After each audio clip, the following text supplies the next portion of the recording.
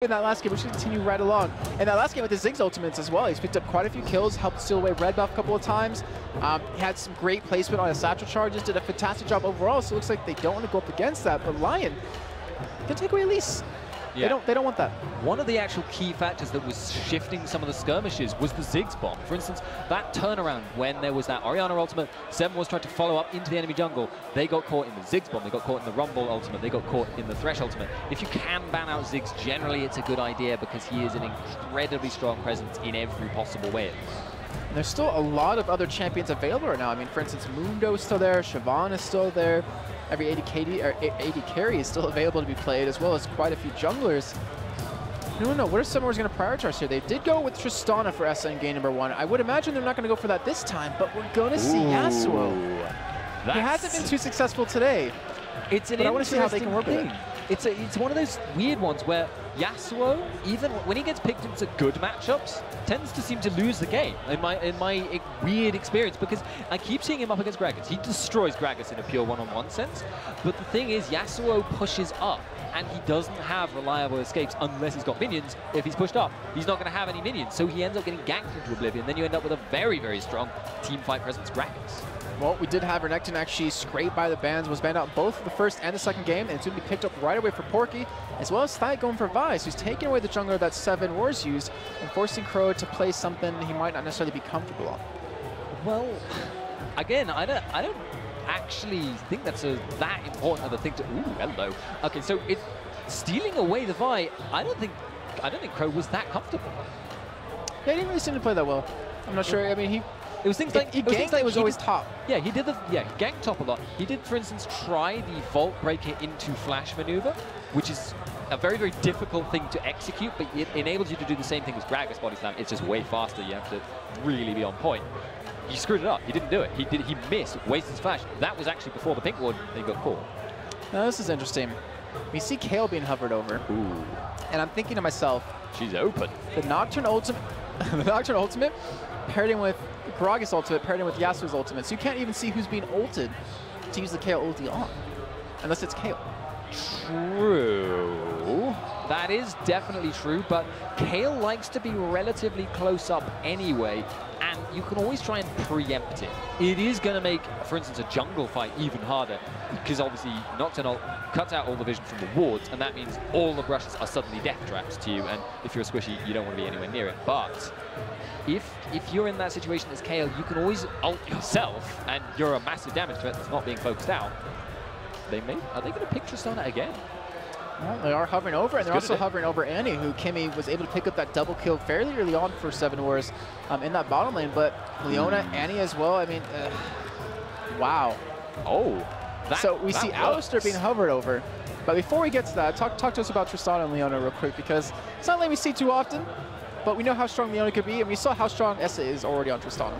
Leona Tristana is a lane where you go in very, very early on, and you have a lot of burst. It is a lane that fares extremely poorly if you fall behind, because Tristana will fall off in terms of her base damages. She won't scale up until quite late on into the game, and that means you just end up pushed up against your tower. Leona can't do anything unless there's a gank situation. However, it can snowball really, really hard thanks to Tristana's huge base damages. Now, if you're comparing that to the Alistar pick, though, Leona is never going to be able to go in without risking, for instance, being booted into a gank or booted into the tower. That's dangerous. And they have an interesting amount of CC over on Lion's side with the VIII, the Renekton, of course Alistar as well to pair that in with. They have a lot of damage, a lot of control, and Seven Wars, I mean, that's a fairly squishy lineup. That really is. They don't have that tanky top laner that, you know, we would expect to see against Renekton, and actually it looks like Zantins will keep that in the top side of the map to go against a Porky. Really works. Top lane Yasuo tends to suffer early, but come back to you get Infinity Edge. You've got enough damage to kill anyone, no matter who they are, as long as you're in this situation, though, look at how many projectiles there are on Lyon. There are Jinx rockets, Jinx Zap, and Jinx bigger rocket, and that's it, other than Kayle Q. Yep, that is very true. And I mean, the thing is, we saw Yasuo used earlier on with the Pain Isris gaming, and it just did not work. The wind walls just didn't really seem to do anything, and I really want to see if he can use it a little bit better this time, or at least maybe dominate his lane, because he might really need to here. But between both compositions, what are you kind of seeing? What do we expect out of 7 Wars? Do they need to win early on? Do they need to win later on? Are we going to see Lyon push early aggression? Or are they going to kind of look for more fights, middle game skirmishes? It's a very mixed bag, actually, on both these parts. Both of these teams have potential to win, you know, mid-game and late game. Both of them are extremely strong in both of those phases of the game. And indeed, I'd say Lions might even be one of the best late game comps you could have. But because there's Tristana, because you've got Gragas and Yasuo, 7 Wars is equally strong in that late game. The main swing in this game, I think, is going to be jungle pressure, because Krow on Nocturne may well have issues applying that pressure early on, making ganks happen. That does mean, obviously, that Vi has a lot of opportunities to do the reverse of that, to be really influential, to do a lot of damage early. But the lanes actually go the other way. So if Nocturne is able to get even, you know, one good counter gank off against Thyak, that could put them ahead. Well, I will say this about Nocturne. He's one of my favorite junglers in the game. She's discoing. It's Disco Inferno right here. Yes, it is. It also looks like she might be dying. Well, hopefully for Yuri's sake, and for any of you Lyon Gaming fans out there, that won't actually be the case. But we're going to see Thyak actually go ahead and start over towards his blue buff here.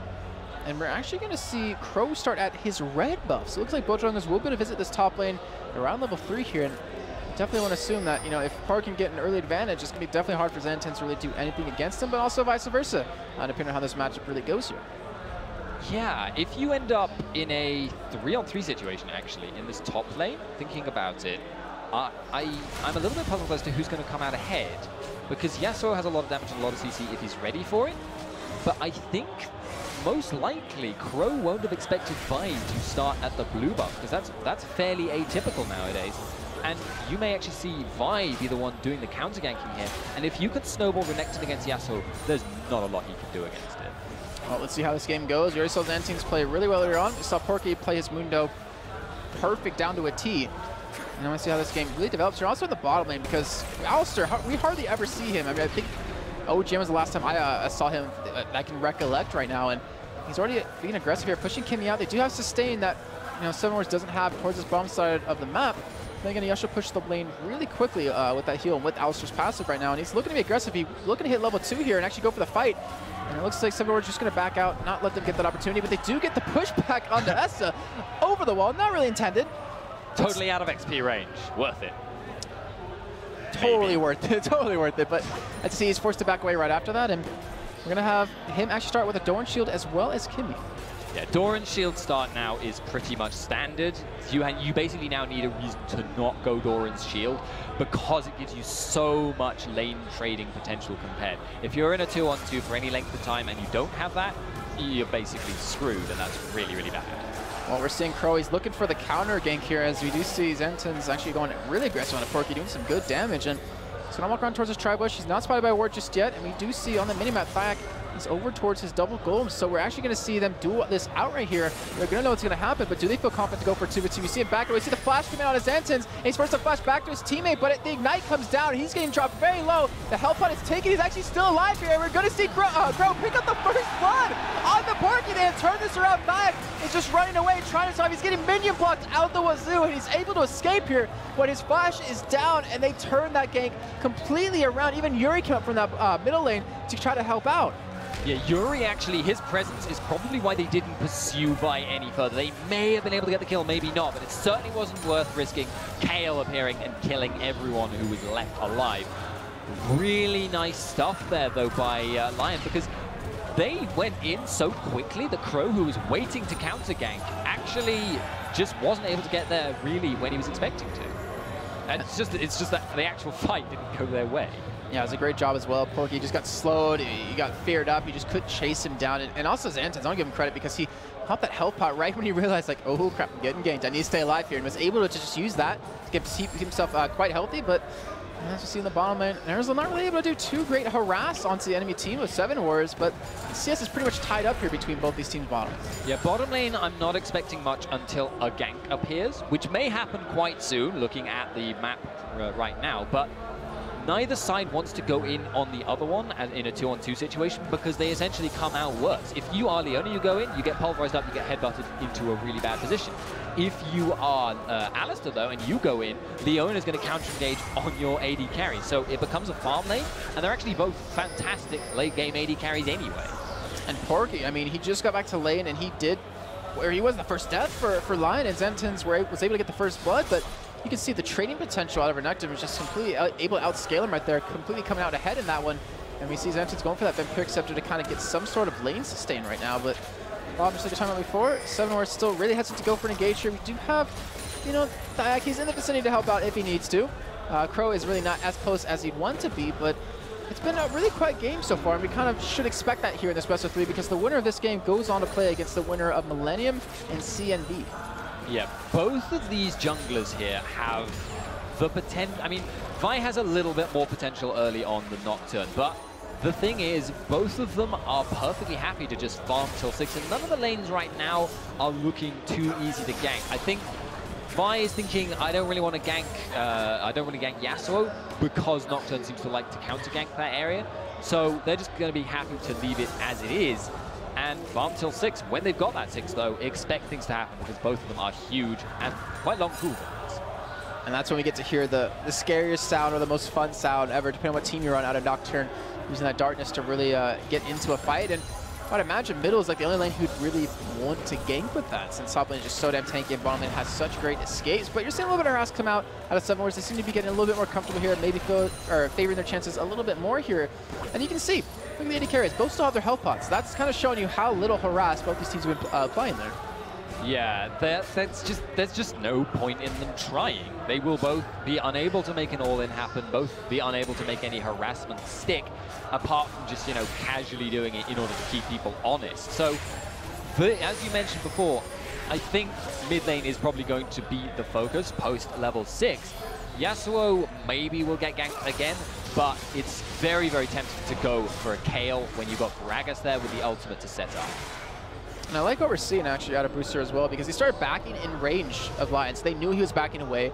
Obviously, Lyon knows that Krow started over towards that that red buff, so they know he's going to be over towards the top side of the map when that happens, and it'll most likely be level 6. But also gives Brewster the time to buy up, get back to lane, be there in time to able to protect that blue buff. But right now, we're seeing Krow actually head down towards the bottom side. He's actually not going to be going for his blue buff here, and he's looking for a gank bottom. He's right by the tri-bush. I'm not sure why you would necessarily just stop right there. You might as well just walk through it because you're going to be seeing if there's a ward there. But he's looking for a fight here. They're looking for a kill to Seeiya, but instead, he's just going to back away. Just going to go back to farming here. And that blue buff's still up right now. I'm actually surprised that he's leaving it up this long because they know right now that, you know, Brewster's still middle. Hasn't picked up his blue just yet. Yuri has his. There's got to be something up here. Yeah, there is actually some action in the bottom lane. Yeah, we do see Seeiya actually go in onto Kimi right there. Kimi's being forced away. He's actually getting tracked down really well. He actually uses the Octron ultimate used mostly defensively as he's trying to go for the engage here, but the range is just too short. But either way, just that aggression, ultimate being used, forces them to back out, and it keeps Kimi alive. But that is a big ultimate to lose out on if you are Krow.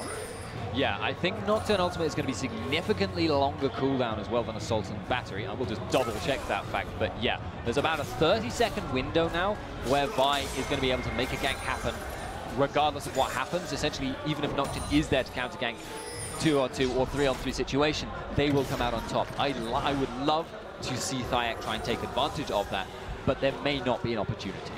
Yeah, definitely may not, and right now we see the Krow heading over towards his blue. We see Thyak heading over towards his red, and we're finally going to see Brewster pick up his blue here. And I have to give him credit. You know, considering being a Gragas into a Kayle lane, he's been doing a fantastic job of farming. Currently with a 10 CS lead. Yeah, that's pretty good because the way Gragas versus Kayle tends to go is you usually end up with the Gragas falling behind a little bit early, but then ganks start happening. Kayle starts dying because of the Gragas ult. But if you're already ahead, that gives you a lot of potential. Well, there's the first kill that I have missed of the game. Bottom lane, we did not see Essa get killed. And that will be finally a break in the wall here for Lyon, actually able to finally push out and get the kill onto someone here. And that might have given them a nice strong advantage. He did return back to lane with that BF sword, which might exactly be why he was able to pick up the kill. But what is Essa going to return with? And it looks like only that average split at the moment, unless he's waiting for that BF sword. Yeah, I'm a little bit puzzled if it's only an Avarice Blade, because that seems, oh, full Shiv. He just wants to keep the push up. He just continues. It's what we saw in the first game. Tristana shoving up to tower continually makes it very, very difficult to engage upon him, and also gives you an edge in the lane rotations later. The problem with that build is, though, you have very little team fight damage. I mean, it's almost irrelevant the amount that Tristana will do, you know, in that level 10-ish doldrum period without a major actual damage item. I was actually curious what he was leveling as well. He's going for his explosive shot, his E. So I was wondering if he's going for his quick draw or his Q, then they would actually be able to maybe trade to have a lot of attack speed, but he's not going for that. We do see a lot of pings happening over towards Dragon currently, and it looks like the other team's going to go for it just yet, but I mean, Bruce, he's still just farming away 179 CS. He's been getting such a nice advantage here, and I really think it's going to be scary when these team fights break out. Yeah, it's actually a very, very smart call for Lyon to go for this Dragon right now. Takes advantage of the Shiv. As I mentioned before, relatively low damage from Tristana in that situation. Actually looks like Brucer might try and steal it, but that's not going to be easy to do because he's now thrown his Q. They can delay. He's not going to be able to steal that. Will they look for a fight after?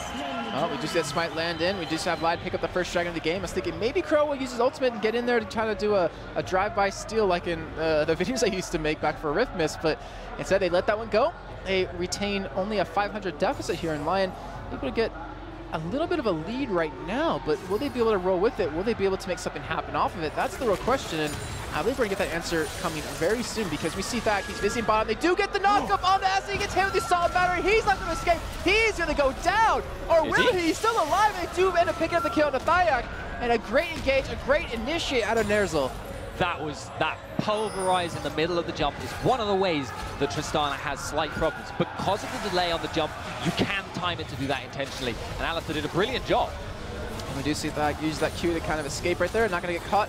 But that is another kill coming in for the bottom lane of Lyon. And that's a fantastic job. And it seems like they definitely have woken up where 7 Wars in their first game, they had a huge advantage over the other team at this point. And right now, they just kind of are getting pushed around at this point. And we can take a look at gold real quick because I was curious. Porky hasn't bought in a long time, but he's sitting on 2,500 gold to spend. And right now, Kimi, he's getting caught here. I'm not sure if he can escape this one. He's going to get actually knocked back into the tri-rush. You do see NerzhuL coming. He's actually going to be able to support him here with the fear on the Thyak, but now has Krow. Is he going to be the one to die? He actually runs straight into the trap out of Jinx, forced to flash over the wall. And Kimi does stay alive, but here comes Strongest in from the side. He gets pushed away. The barrel not going to be in the right position. He has ult. He actually knocks Alistair back towards his team, and he's trying to escape as the taser unfortunately misses for Seeiya. So throughout all of that, nothing really happening, no kills coming in, but a lot of ultimates, a lot of summoners used across the board. And in the meantime, top lane, Porky's going for the kill, but Zantins picks that one up, and a 1v1. And I think that was a fantastic job by Zantins to realize that Porky has not bought in a long time. If I'm going to fight, I need to do it soon. Because look what he's coming back to lane with now. Ninja tabbies, Giant's belt, and a chain vest. But by this point, Zantins may be trapped in that lane for a while yet. He's not going to be able to take the tower, but that really, really doesn't matter that much. He's farmed enough now that the timing on his own Shiv, on his own IE, although I'm curious what he's going to do with that Vamp Scepter, by the way, is not going to be that delayed. And once he's got those items, I said it before, he's going to be a massive, massive threat in a way that Renekton, he's a much slower burn threat. The only thing that he has to worry about, though, is the fact that who's going to facilitate the Nagas on his team? Yes, he has his own, obviously. The only other one is Krow, so it's going to take, I guess, a little bit of coordination, but I mean, 7 Wars have proven already in the first game and in the second one that they definitely have the ability to do that. But right now, we take a look at items that have been built across the board for both these teams. We see that shift coming in momentarily for Zantins, almost able to pick that one up full out. We see the Chalice done on Brucer. It looks like he's going for that Zantins and Holy Grail. Static shift still the only thing done for Essa, as we have the Bloodthirster come in for Seeiya right there. And then according to the junglers, I want to say pretty much even, but we do see Thyak actually going for a little bit of a different route. If you're gonna go for that delayed jungle item, that really signals you need ganks happening. But actually, another fight in the bot. Yeah, they do actually push Kimi away right there, and they're not really feeling too confident to go for that engagement. They will be a little bit overextended, but you can see Thyak is heading down from middle, looking for a fight here as well. As Yuri coming in from the side, they have him zoned out a little bit here. And Thyak, he does have his assault and battery open, or up, sorry. He's actually kind of just back away, not going over the fight just yet. Not really feeling too confident with the lead they have, because it's only about 700 gold right now. They're definitely looking in the driver's seat. They're definitely forcing 7 Wars to react to them. They're the ones being proactive about this. Yeah, and it feels to me actually at the moment that the sole reason that that's not gonna be the end of them essentially for Seven Wars is that Yasuo is doing pretty well in this top lane. He will farm himself up to be a huge threat. It's actually a really fun little point of comparison between the two compositions while we keep an eye on this bot lane, because that might blow up in a second. There it is, they go straight in on a Kimi. I'm not sure if that's the target they want to hit, but he knocks him back. It makes it so the trap does land, but we do see him actually go down to the hands of Noctur as Krow is able to make that one happen, and they're still chasing him down. NerzhuL, he has the ultimate run. He's going to be able to get feared here momentarily. They do have the red buff. We see Kel coming from the top, so he's going to get his ultimate available to use. He actually puts it on the Seeiya as Krow getting so low. No, Brewster knocks him in straight into him, and he goes down. Now Yuri's low on health. He's going to fall. Essa with the barrier pop. It looks like he might be able to survive here. He's attacking, trying to sustain, and we see the double kill coming for Brewster, and they turn it around. 1 death for 4 kills. That is a huge windfall for them, and it completely means they're now well ahead. It's not going to lead to many major objectives. They were pushed up, not going to be able to take the towers as a result, but that next dragon is going to come up soon. They can get complete ward control over it if they want to, and they have the opportunity to go back themselves. With the gold advantage they now have, with the fact that Yasuo, who is a major threat, and Renekton obviously not so much of one, they will probably try and rotate him down in time for that. They've got basically all the time they need to prepare. And I think one thing we can't really ignore is the fact of the morale boost they get within the team, where they were looking so down on themselves, it seemed. So they lost that last game. They won the first one just so stylish, so easily. They weren't able to replicate that result in the second game, but to have that kind of victory right there, to have 2 kills on Zantins, to have 2 kills over to Krow, to have 2 kills over to Brewster, and those 4 assists over to Essa, I mean, they're starting to spread the kills out really well, and they're starting to become really hard to deal with currently. And we see Porky, he was heading, Commentator's Curse, was heading down towards Dragon, which will be up in about 19 seconds here, and it looks like Lyon, they want to make a play for it. The problem if Renekton goes bottom, unlike Yasuo, is Yasuo will take his tower very, very quickly. If Yasuo, however, actually no, they've noticed that he's gone back. That's actually, I do not agree with that from Zantins. But Renekton, if he had gone straight to that dragon area, Lyon would not have been able to easily take that dragon because of the Gragas poke, and Yasuo would have been able to take the tower up top, so it would have been a roughly equal exchange. But as it happens, partly I've got to say, because Zantins just backed there, they're not going to take any real reward for that. And the thing is, Seven Wars, they had the timer on it. They had a word on it last time. They knew it was being done. They saw it happening. And yet they just all were in position, but they're going for a 5-man siege here. They're going straight for the turret. It's already low on health, and they just force Lyon straight back. They're scared of that Leona initiate mixed in with the Nocturne ultimate, which will be up momentarily. They're not done just yet. They see Yuri bottom. They're going to go for this turret as well. They're getting some good damage onto it. But after Yuri being gone from bottom for a little bit of time, they do finally back away. But not before they do get 1 turret and keep that gold lead in their favor. Slightly puzzling reaction from Yuri there. It looked like when he was going down there, he was confident that his team could hold against that 5-man versus 4-man siege. It is relatively early in the game. It is an inner tower. I would have to agree with that call. But the moment he saw them back away, like instantly, he just ran. He didn't want to carry on pushing. He didn't want to apply pressure. He didn't want to force anyone down to that bottom lane because he was frightened of dying. But he knew where they were. He knew how long it would take them to get there. That's a call that I just can't agree with. Well, obviously they're the only ones to really know why they did that one, but Coach for Lyon, they're still far, or not far, but they're still behind in this game. And let's take a look at IEMs real quickly, because they have started to develop a little bit. We finally see Essa going towards a little bit of damage, going for those Berserker Greaves and that BF sword. And we also see across the board for both teams that a lot of major items are being completed. We're at that point in the game where they can really start to turn tides of fights. Yeah, major items at the moment. Looking towards the first major AD damage item for Tristana, and getting that Bloodthirster on Jinx. Those are huge, huge items for those two. Once the Lich Bane is completed on Kayle, I think that is going to be when Lyon are going to really start looking for fights, because that item is incredibly good at that. Yeah, I love seeing the different builds of Kayle. Like, that's why I like her as a champion, is the fact that you could go for the attack speed, you know, like we used to see the Leandry's Natural Tooth kind of build. You can go for burst damage like Shusha used to do backwards on Dragon boards with the, Death Cap and the Void Staff. Or you can see this kind of build with the Lich Bane and the Natural Tooth to try to go for that ridiculous on-hit spike damage that we already saw Essa take quite a bit off of. I mean, he's down to about a third life from just one little combo off of Yuri by that turret, and he's almost dead. And that shows how much damage he's going to do. And I really want to see how this fight, or this game, does progress here, because we're about 20 minutes in, and it's really not in favor of either team just yet. Yeah, there are kind of some slight edges going both ways. I've got to say, I like the fact now for Lyon that Jinx is going to be stronger than Tristana at this point. There's no question about it. She scales up faster, and late game, arguably, she's a little bit weaker, but right now, she's definitely a lot stronger. The flip side of that, though, is that Lyon, Porky, he's not doing brilliantly. Yasuo is going to be a bigger threat than him.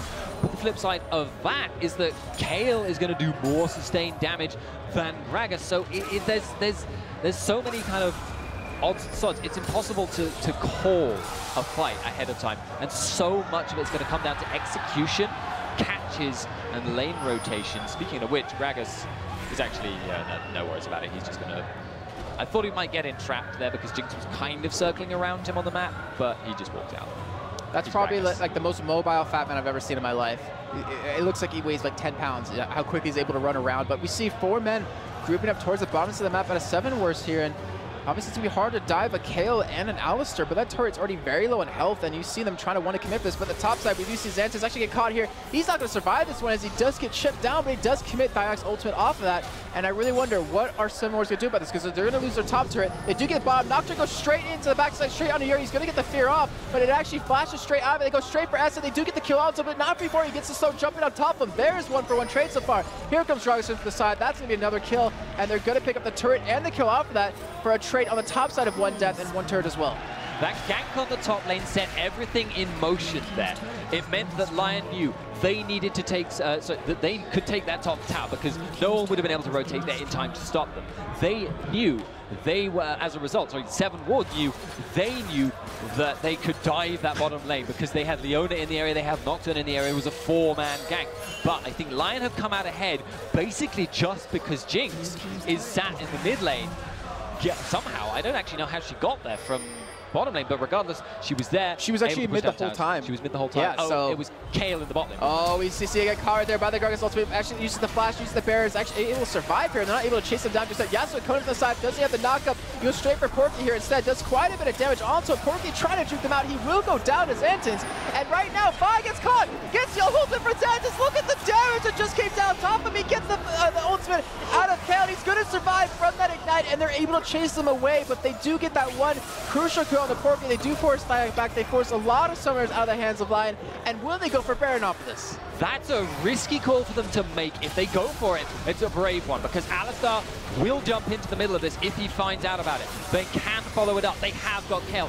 Vi will be back in before too long, and that Baron does not drop quickly when you don't have that much damage at this stage of the game. But Kayle doesn't have ultimate available. They're trying to force them away. They do fall off of Baron. It's still being done down to 3,000 health, now 2,000 health. NerzhuL actually misses his knockup, and they're going to go for the Baron. Will they get the smite on top of it? They're backing out. Fights breaking out everywhere as Kimi does catch Jinx in the backside. Thyak comes in! He steals the Baron, but it doesn't matter. The damage is done. They're going to lose 3 people. He's not going to pick up a kill off that. He's going to drop his hand. This is still chasing down NerzhuL on the top side. He's going to get the kill. He's got to be careful. The Porky is still there. They pick up the 4. They lose the Baron, but in the end, so worth it because now they get the barrels down middle lane and push through some turrets. He's going straight on a Porky now. He's not even afraid of him. He has that red buff, and he's just forcing him out, making it so he can't even defend his turret. He might even be able to pick up the kill. There's the ultimate. There comes the Nocturne from the side with it, as well as Kimi. He's going to drop. There's going to be an ace. Oh! No! He gets the slice of dice. He's going to escape, but they're still chasing him. So much time. No!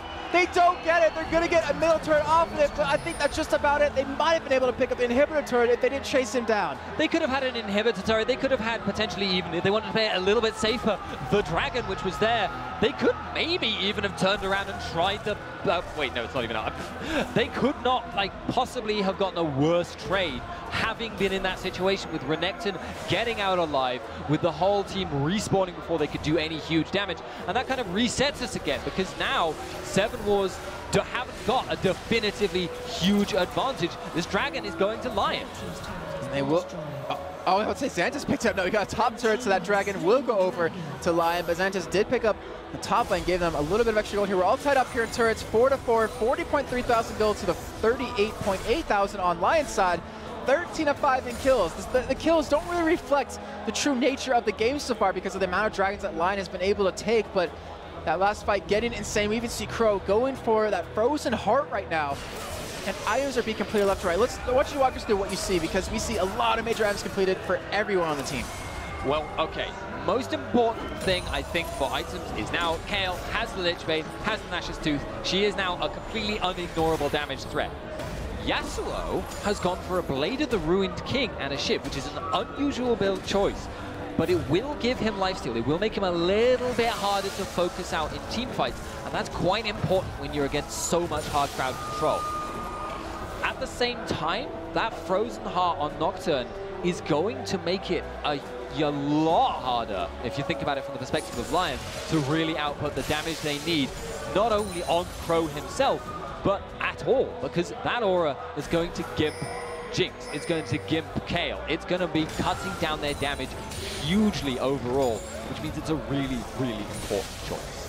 Yeah, very true, and he's limiting so much damage, just like you said, with that item. As you see, Porky, he is getting shredded apart because that last whisper that Zantins was able to pick up, he just does not care. And that is Porky going down. That opens up a push. But look in the meantime, look what Lyon are doing. They're going for push down middle. They're actually second-guessing themselves. They're starting to back away, but you see on the mini-map, 7 wars, they started to back as they saw Lyon pushing, but when they noticed they were going to stop doing that, they're going to continue to push this top side, and Krow, he's the man to defend it to keep them from falling back, and that will be another turret going over for 7 wars. Both teams thought it was a bad idea to try and base race, but the fact that Lyon decided to back off and Nocturne found them and stopped the recall, it just means they've lost another couple of major objectives. They could even potentially lose this tower. Porky's not up yet. Oh, NerzhuL, he goes in and tries to get that engage on. You see Zantins doesn't really take that much from Kayle right there, and they're starting to back away. The Nocturne ultimate just used defensively. Porky has respawned in, but they're still able to take the turret lead here. They're able to get a little bit more of a lead overall in terms of gold.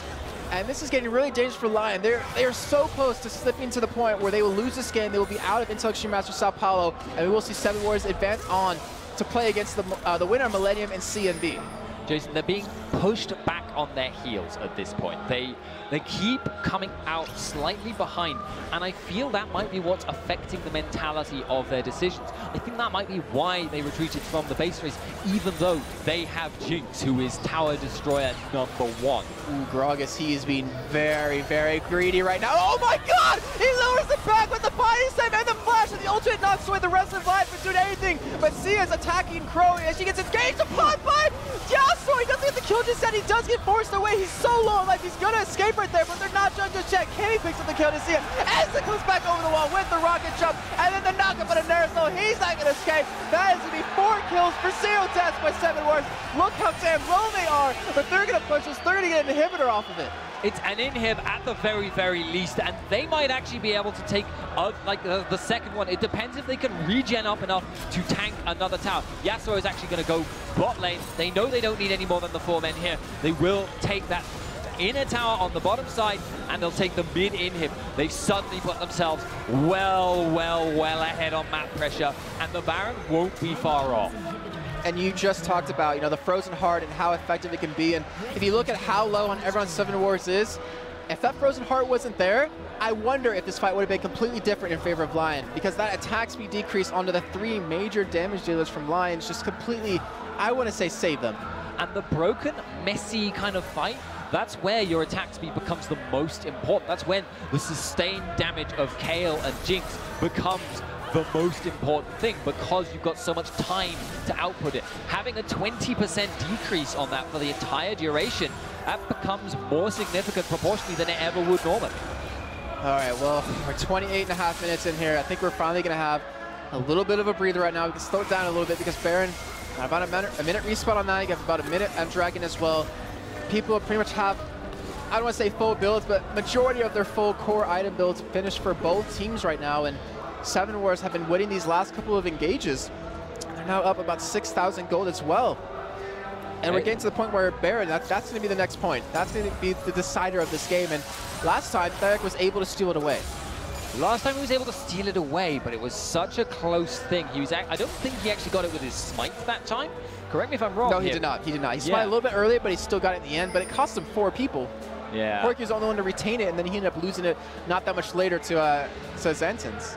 Yeah, it was a very clutch situation, and it could have gone, if the Baron buff had gone the other way, which would be so easy if you've missed your smite already, that would have been disastrous. In the next Baron fight, though, it's much more likely to be on equal terms. Lyon will have to contend with the mid lane push, but they can stay in the mid lane, keep the minions pushed up, and not worry about their other side lanes. Obviously, we are now in the 2014 season, so the patch changes means they don't have to be concerned about continually pushing side lanes. Now, that means, of course, they can then contest properly for the Baron, because they can rotate in very, very easily. There's going to be a lot of wards thrown over the wall, I think. A lot indeed, and right now there's no teleport on either team to really kind of split push the style right now, and you see 7 Awares, they want to go for it, they're edging for it. They don't know where Yuri is, who's actually in the back of the space, but they're actually starting that Baron up. Let's keep an eye on his health, as it's already down about 8,000 life. It's dropping very, very fast with the rest of the line. They're trying to make their way in there. Alistair can get a beautiful knock if he just hits it on the right targets. Baron down to 2,000 health. You see Thyak, he wants to get over the wall. They stop the damage. Thyak is now in. They get the Baron. 7 Awares able to maintain it. Thyak is actually going to use ultimate to try to escape here, as Bruce just completely pushes everyone on the other team out of the fight. And you see Lyon dropping one by one. Seeiya, the ultimate out of KO, isn't enough to keep him alive. And 7 Awares, even with that beautiful knockup out of NerzhuL, they're going to take the ace off of that. They're going to take Baron, and they're going to take the game. That is a huge fight for them. I don't feel like Lyon should have tried to go for the steal. They should have just gone for the engage, but Thyak was on the wrong side of the wall. He had to jump in and try and steal, but it was a very, very difficult contest. He was lower, I believe, on the level front as well. And there goes the first sector turret. There goes the second. 7 Awares and their debut right here at Intel Extreme Master Sao Paulo. You can see on their faces, you can see on the crowd, and how much it meant to them. They go 2-1 over Lyon Gaming to advance into the semifinals to play the winner of Millennium in C and B. And honestly, fantastic games played from both these teams. None of them could come out with their heads held down. Yeah, I mean, definitely not going to be doing that. So, both teams performed brilliantly in that last game, but they just weren't able to compare to one another, and a couple of key mistakes from Lyon Gaming towards the end just started to really encroach on their skills. And you can see the crowd. I mean, it's standing room only right now. I'm not sure how many are out there, but it sounds like there's at least a couple thousand.